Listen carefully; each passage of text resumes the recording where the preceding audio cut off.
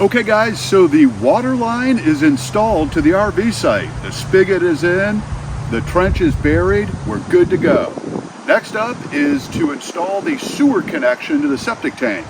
So this is my existing septic tank. This pipe coming out of the ground here is where the old house connected to the septic tank.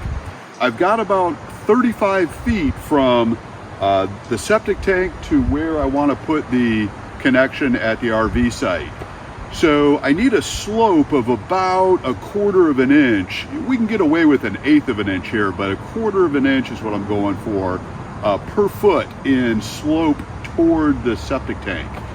That's about 9 inches, just under 9 inches over the course of the 35 feet. So I think I'm gonna be good.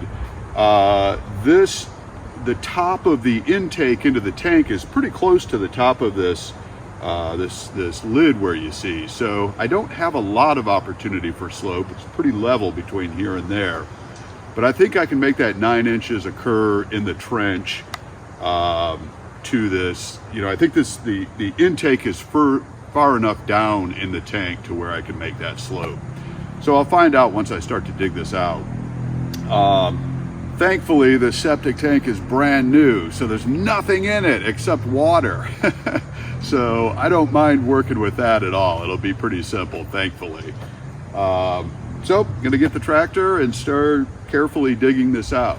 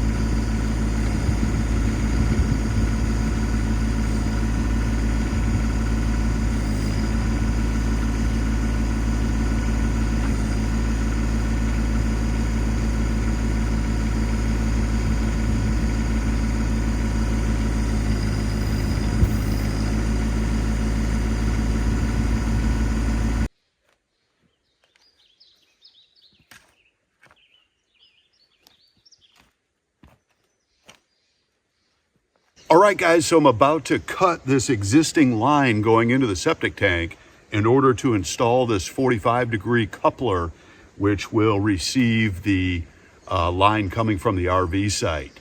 I'm not going to glue any of this until I actually get the line from the RV site to this point installed at the proper slope. I've got 28 feet between here and there. And because our site here is pretty level, I've decided to go with a 1/8 inch drop per foot. So 28 feet, that's about a little over 3.5 inches in drop from the site to here. And that should be sufficient for, you know, what we're gonna use this line for. It's an RV site, so it's not gonna get a huge amount of use year round. Plus I'll have a flush system, and the ability to blow this line out if we need to do that.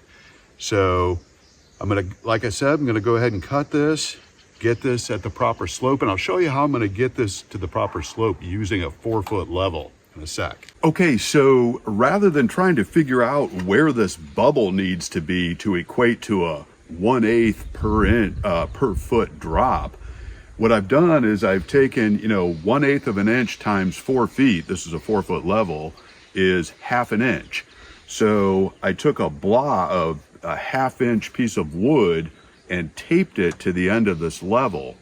And so what I can do now is put this piece of wood at the bottom of the level toward the slope end, the lower end of the slope on the pipe, and then just look for a perfectly level bubble, and then that will give me my 1/8 per inch 1/8 inch per foot slope toward the tank.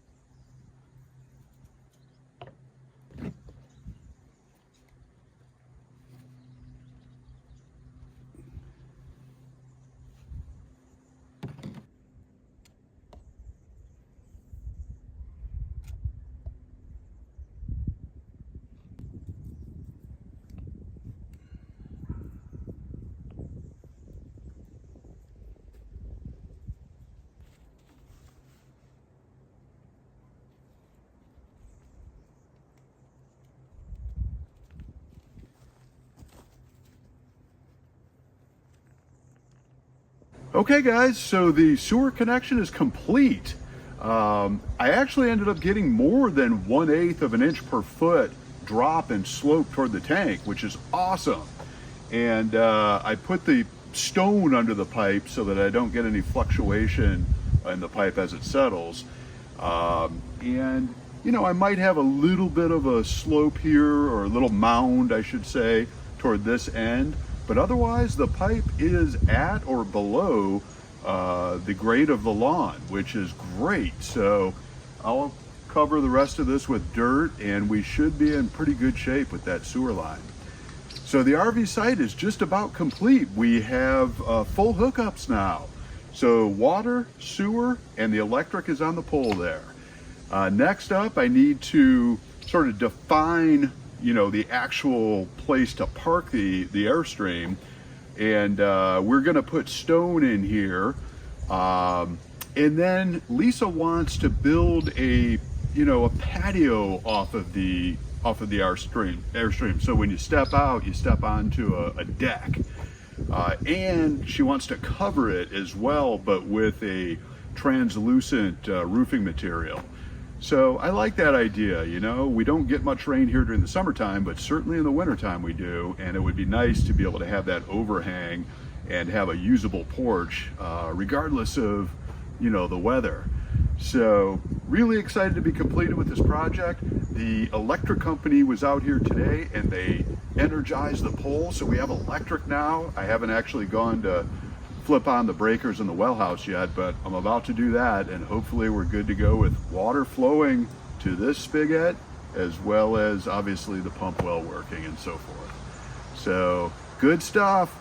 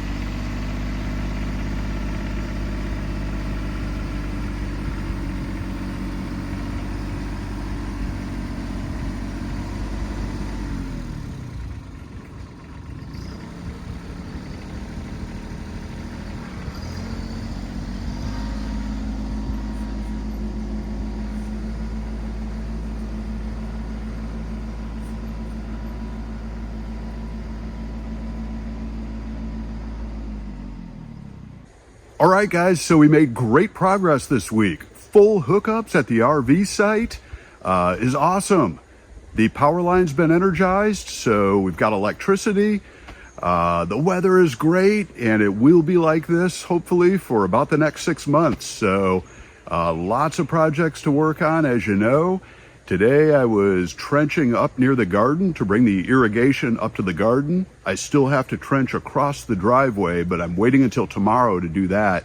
I have a truckload of stone to be delivered that I want to dump at the far end of the driveway close to the RV site. It will be for the RV site. So I appreciate you guys joining me this week. Lots of projects to come. Please subscribe if you haven't yet. Smash that like video and share with your friends if you enjoyed it. I'll look forward to seeing you next time.